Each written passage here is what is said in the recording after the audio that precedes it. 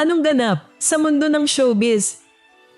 Nag-viral si Zach Tabudlo matapos niyang mag-spray ng pabango sa mismong stage bago bumaba para lumapit sa fans sa Marikina Sports Center year-end concert noong December 30, 2025. Sa gitna ng kasiyahan, pabirong sinabi ni Zach sa audience. Okay ba kayo dyan? Teka lang. Bababa ako mamaya pero kailangan ko yung punta magpabango eh. Medyo maasim daw eh. Ready tayo!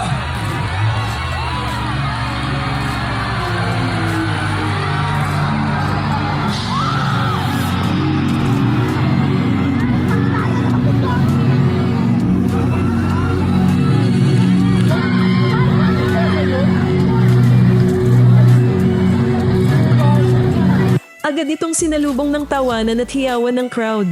Para sa marami, malinaw na self-aware at game si Zach sa mga naunang tukso at bash na natanggap niya tungkol sa umano'y maasim issue noong mga nakaraang performances.